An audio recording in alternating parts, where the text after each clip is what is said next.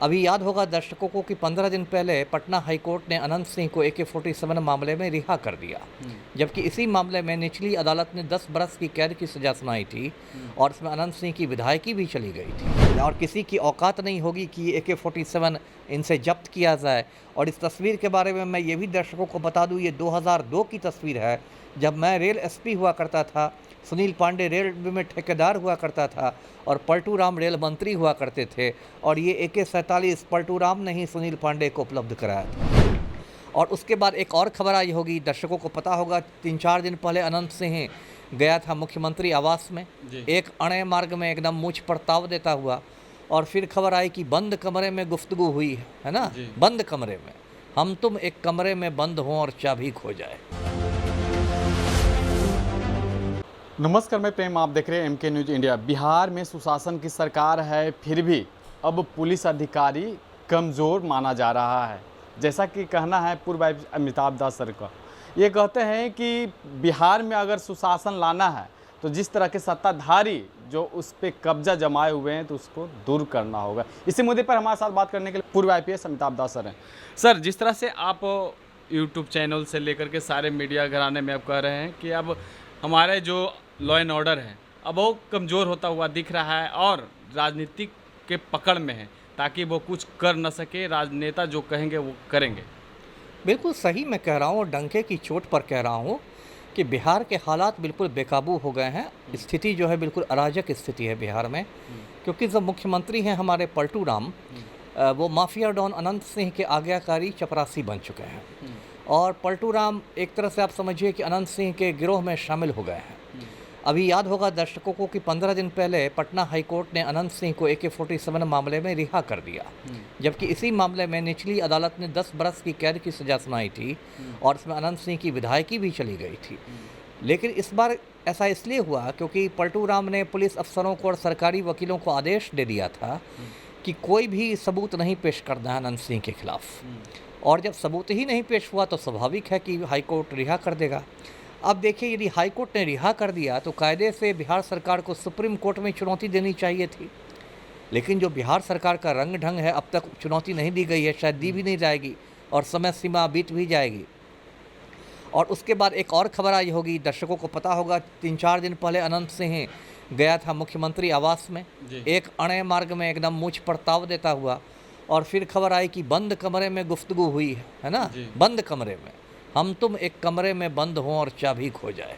तो ये कितने मतलब दुख की बात है। यदि कोई गरीब आदमी, आम आदमी आज न्याय मांगने के लिए मुख्यमंत्री आवास में जाना चाहे, CM से मिलना चाहे, तो मुख्यमंत्री आवास के जो संतरी हैं वो उसको गालियां देके उसको 4 डंडे मार के भगा देंगे।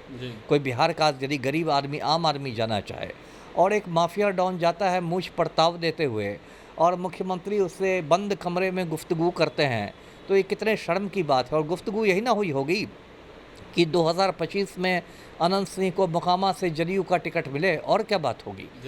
तो ये जब स्थिति हो गई है तो आप बताइए कि इस बिहार में कानून व्यवस्था क्या रहेगी, और कोई DGP आए जाए उससे क्या फ़र्क पड़ने वाला है। RS भट्टी साहब जो पूर्व बिहार के DGP रहे, उस पर भी अब गर्म हो गई सियासत। तेजस्वी कह रहे हैं कि अच्छे अधिकारी जो है बिहार में रहना नहीं चाहते हैं क्योंकि उसे फ्रीडम नहीं मिल पाता है, क्यों सत्ताधारी उस पर पकड़ किए हुए रहते हैं। आपका भी उस पर बयान आया था कि कोई भी अधिकारी जो है अब स्वतंत्र नहीं है।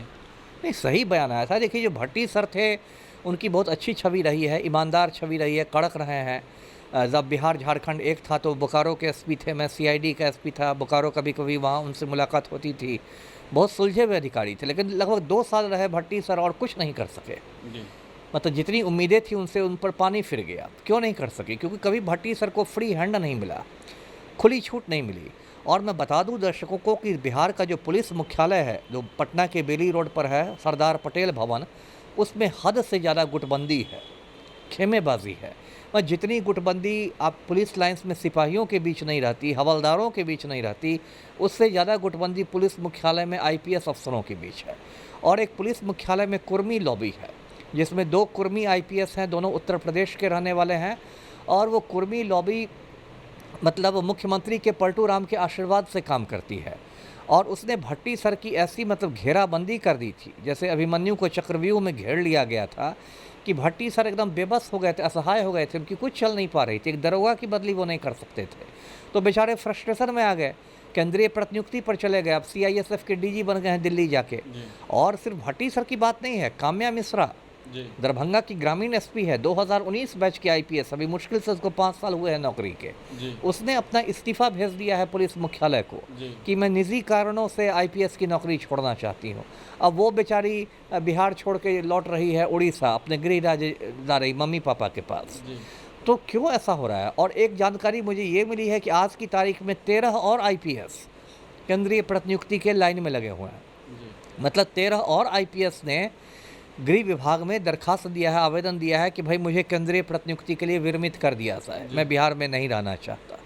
तो ये तो हालात हैं।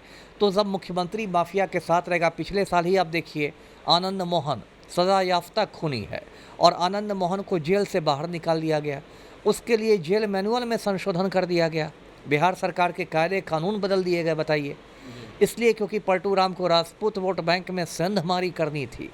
तो जब ऐसे प्रदेश के हालात हो जाए कि मुख्यमंत्री माफिया की कठपुतली बन जाए, तो जो कोई भी ईमानदार आईपीएस अधिकारी यहाँ पर उसका दम घुट रहा है। मुझे एसपी डीआईजी लोग फ़ोन करके कहते हैं कि सर बहुत ख़राब स्थिति है, किसी क्रिमिनल को पकड़िए तो सीएम हाउस से फ़ोन आ जाता है, सीएम ऑफिस से फ़ोन आ जाता है उसको छुड़ाने के लिए। तो ऐसे तो हालात हो गए हैं बिहार में। बिहार में अगर ट्रांसफ़र की बात किया जाए तो उसमें कहा जा रहा है कि काफ़ी सारे जो है अब उगाही हो रहे हैं। दूसरी है कि अब नए डीजीपी बनते ही वो मुजफ्फरपुर जाते हैं और काफ़ी सारे लॉ एंड ऑर्डर के निर्देश देते हैं और उनका जो एक्शन रहता है, क्या ये जो एक्शन शुरू हुआ है वो कुछ समय के लिए रहेगा या कार्यकाल तक इनका चलता रहेगा? देखिए, उगाही की बात जो है वो तो सही है। तो तबादला उद्योग तो फल फूल रहा है बिहार में। मुझे लगता है एक ही उद्योग फल फूल रहा है और वो है तबादला उद्योग, बाकी तो सारे उद्योग चौपट ही हैं बिहार में। और आपको याद भी होगा एक टैक्स की भी चर्चा होती थी बिहार में एक व्यक्ति के नाम पर टैक्स की चर्चा होती थी कि उस टैक्स को देकर आईएएस आईपीएस लोग अपना मतलब पदस्थापन करवाते हैं, ट्रांसफ़र पोस्टिंग करवाते हैं। तो ये तो एक हकीकत है, कड़वी हकीकत है। और आप खुद सोचिए, कोई एसपी यदि पैसे देकर जिला पकड़ेगा तो क्या वो वहाँ सत्य हरिश्चंद्र बन के काम करेगा? फिर वो थाना बेचेगा, फिर वो 10-10 लाख 20-20 लाख दे के थाना बेचना शुरू करेगा थाना प्रभारियों को। जितने पैसे दिए हैं उसको वो सूद सहित वसूल करेगा। तो ये हालत आपने बिहार की बना दी है। और ठीक है, आलोक दास सर गए हैं मुजफ्फरपुर, ठीक है, मुजफ्फरपुर एक बड़ा शहर है, उत्तर बिहार की उसको अघोषित राजधानी कहते हैं, अपराधग्रस्त भी है। और गए हैं तो अच्छा है, फील्ड में जाने से तो एक माहौल बनता है, लोगों में एक डर बैठता है कि कभी सर पहुंच सकते हैं। लेकिन देखिए ये कब तक चलेगा, क्योंकि मेन समस्या पलटू राम है। यदि आलोक राज सर भी ज़्यादा कड़ाई करेंगे, ज़्यादा ये करेंगे, तो हो सकता है 10 दिन बाद उनकी बदली हो जाए, उनको डीजी होमगार्ड्स बना के छज्जू बाग भेज दिया जाए। समस्या ये ना है, तो इसलिए बहुत ज़्यादा उम्मीद मैं नहीं रख रहा हूँ।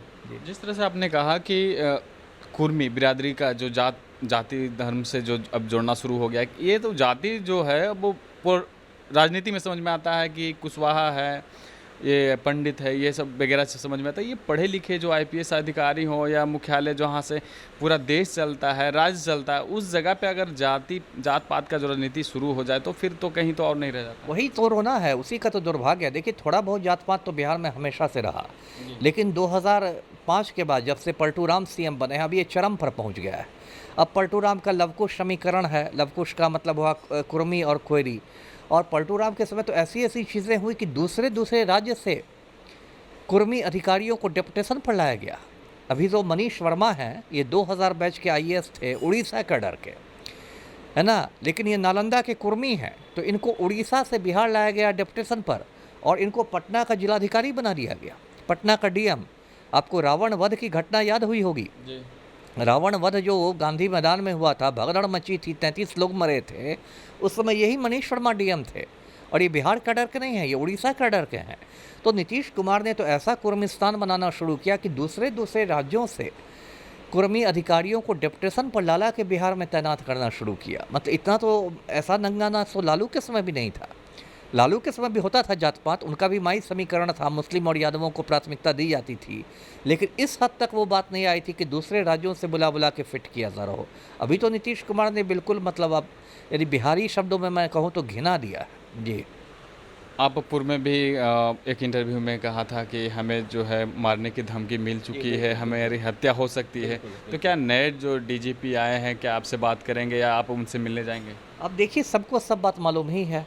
मैं तो अभी भी आपके चैनल पर कहता हूँ कि पलटू राम ने अनंत सिंह को सुपारी दे दी है मेरी हत्या करने की। और ये भी मैं कहता हूँ कि कल को यदि मेरे साथ कोई अप्रिय घटना हो जाए तो उसके ज़िम्मेदार पलटू राम और अनंत सिंह होंगे। ये बात मैं रिकॉर्ड पर कह रहा हूँ। और नए डीजी साहब हैं तो वो सब कुछ जानते ही हैं। वो मुझे अच्छी तरह जानते हैं। देवघर में मैंने ही उन्हें चार्ज दिया था। 1999 में जब मेरा ट्रांसफ़र देवघर एसपी से हुआ था तो आलोक राज सर ने ही मुझसे चार्ज दिया था। तो मुझे अच्छी तरह जानते ही हैं। बीच-बीच में फ़ोन पर बात भी होती है। तो वो अपने विवेक से कोई अच्छा फैसला ले तो ठीक है। जी। आलोक सर जो आए हैं नए डीजीपी के तौर पर पदभार लिए हैं, आपको लगता है कि बिहार का जो लॉ एंड ऑर्डर से लेकर कर जिस तरह से घटनाएँ बढ़ रही है, आपराधिक मामले बढ़ रहे हैं, कंट्रोल कर पाएँगे?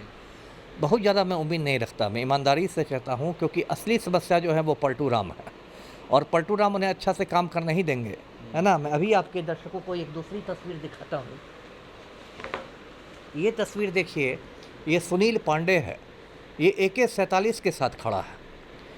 AK-47 के साथ, जो एक प्रतिबंधित हथियार है। कोई भी व्यक्ति AK-47 या AK-56 नहीं रख सकता है। दर्शकों को याद होगा कि संजय दत्त जो फ़िल्म अभिनेता हैं, उनके पास से AK-56 बरामद हुआ था। तो 2-3 साल तक वो मतलब जेल में रह गए थे। जबकि अदालत को भी मालूम था कि संजय दत्त आतंकवादी नहीं है। पुलिस को भी पता था कि संजय दत्त आतंकवादी नहीं है। लेकिन वो इतना बड़ा गुनाह था कि उन पर टाडा के तहत मुकदमा चला, आतंकवाद विरोधी अधिनियम के तहत। और संजय दत्त 2-3 साल तक जेल की हवा खा के निकले।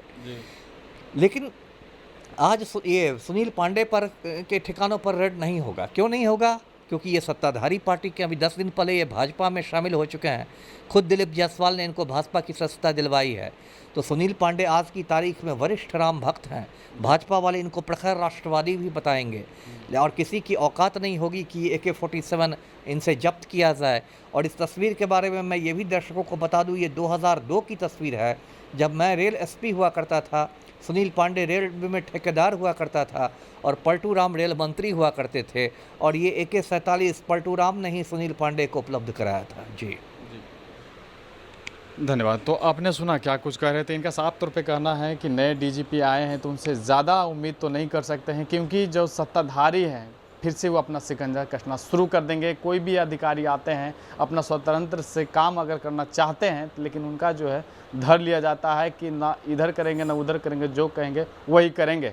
लेकिन देखना होगा क्या बिहार में लॉ एंड ऑर्डर की स्थिति बनी रहती है या हाथ से हालत जो है बिगड़ेगी। इस तरह की तमाम खबरों के लिए बने रहें, देखते रहें इंडिया। धन्यवाद।